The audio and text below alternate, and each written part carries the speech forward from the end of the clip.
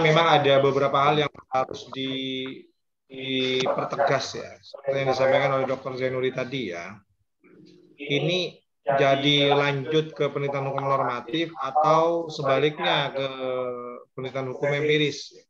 Bahkan tadi ada tawaran kasus, ya, studi kasus. Ya. Ini harus dipertegas ya. Nah, itu yang pertama.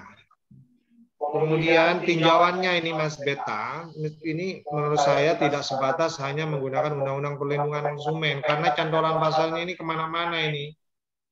Undang-Undang ITE tadi juga disebutkan, ada undang-undang, ada KUHP tadi juga disebutkan, ya kan? Jadi mohon ini dipertimbangkan kembali ya. Kalau hanya menggunakan Undang-Undang Perlindungan Konsumen, saya kira juga masih kurang ya. Karena kalau perlindungan konsumen itu, ya posisinya dia sebagai konsumen gitu loh. Ya. Nah, pertanyaan saya, apakah seorang investor itu dapat dikatakan sama kedudukannya dengan seorang konsumen? Ya. Itu mohon dipertimbangkan juga karena Anda menggunakan istilah konsumen di sini. Ya. Sementara di judulnya itu Anda menggunakan istilah korban investasi. Ya. Gitu ya, mohon diperhatikan ini. Jadi konsistensinya diperhatikan. Saya tidak mau Anda mendua, kalau Pak Zainuri itu mendua di antara perdata atau pidana atau kemudian antara empiris dan normatif gitu, abu-abu. Kita nggak ingin seperti itu. Dan yang terakhir, catatan saya untuk mendukung Anda supaya tetap bisa melanjutkan. Catatan saya tadi itu dua. Kemudian yang berikutnya, Mas, ini tetap bisa dilanjutkan juga ya, dengan mempertimbangkan metode penelitian tadi yang sudah dibahas oleh Pak Zainuri. Ya.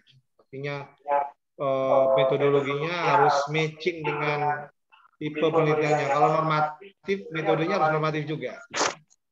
Gitu. Kalau misalnya lari ke empiris atau bahkan ke kasus, maka metodologinya juga harus mengikuti. Ya. Jadi harus empiris juga. Kalau kasus ya harus pendekatan kasus juga. Jadi itu yang saya maksud dengan istilah harus matching ya.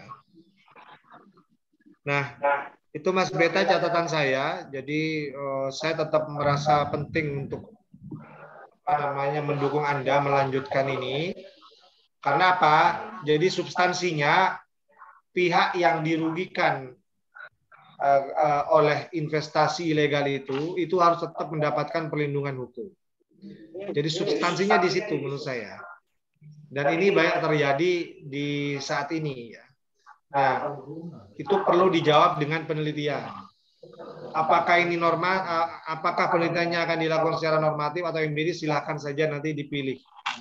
Tapi yang jelas substansinya adalah pihak yang dirugikan akibat investasi ilegal itu harus mendapatkan perlindungan hukum. Apakah mau dijawab dengan menggunakan penelitian normatif atau menggunakan hukum empiris? Silakan dipertegas ya di tahap revisinya nanti. Saya kira itu catatan dari saya sebelum menutup sidang ini. Mungkin ada yang mau disampaikan? Saya berikan kesempatan juga kepada Bapak Dr. Miftahul Munir.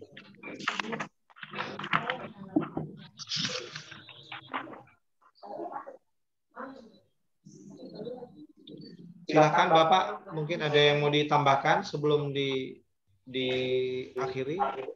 Ada waktu masih Pak? Ya, saya Pak Zen ya. Ya.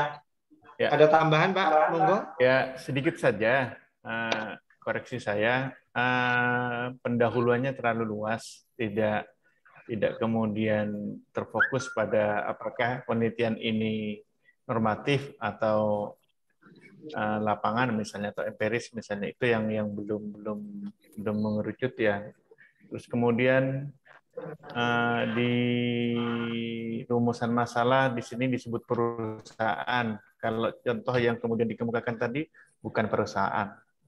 Itu saja, mungkin itu yang kemudian akhirnya meluas karena apa namanya latar belakang atau pendahuluannya tidak fokus ke judul yang diangkat oleh Mas Beta ini. Itu saja. Terima kasih Pak Zen. Baik, saya ucapkan terima kasih kembali kepada Bapak Dr. Miftahul Munir ya, sudah menambahkan hal penting lain ya. Mas Beta mohon diperhatikan ya latar belakangnya ya, supaya lebih fokus kepada permasalahan yang diteliti. Jadi latar belakang itu harus mampu mengantarkan kepada permasalahannya, Mas Beta. Jangan bicara terlalu umum akhirnya nggak masuk ke permasalahannya gitu loh.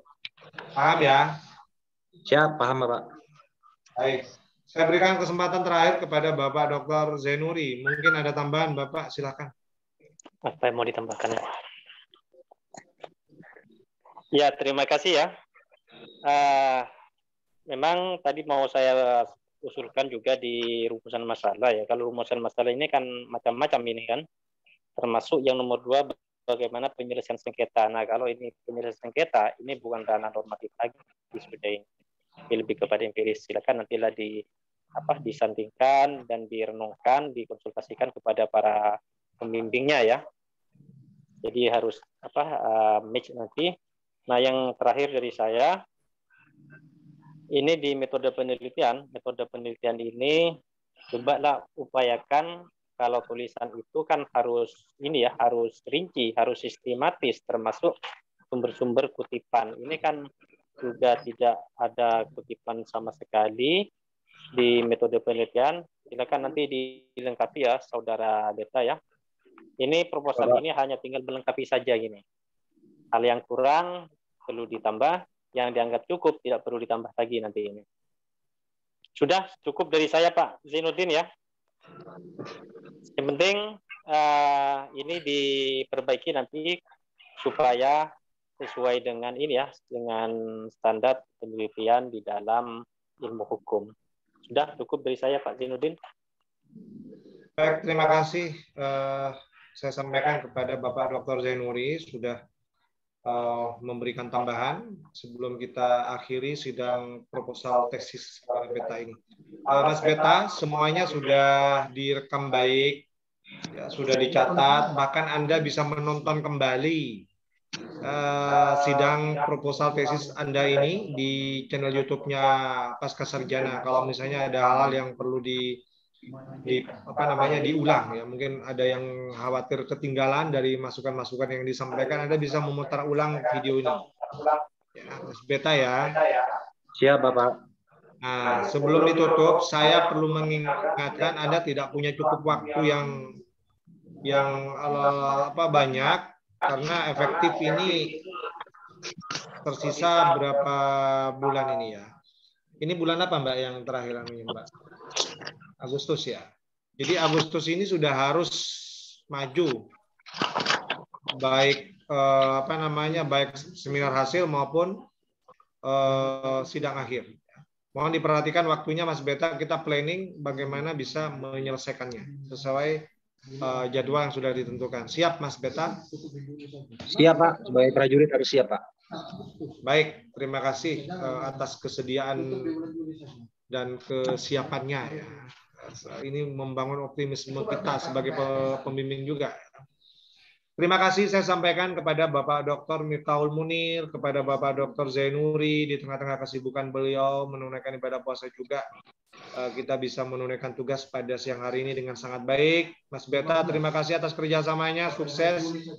Kalau sudah selesai tugasnya di pulau, segera pulang ke darat supaya lebih fokus untuk menyelesaikan tugas-tugas penyelesaian tesisnya. Ya. Siap Bapak. Baik, sekali lagi terima kasih. Semoga semua kita sehat walafiat, bisa ketemu lagi di kesempatan yang lain. Kita akhiri dengan bacaan hamdalah bersama-sama. Alhamdulillahirrahmanirrahim. Saya tutup. Assalamualaikum warahmatullahi wabarakatuh. Waalaikumsalam warahmatullahi wabarakatuh.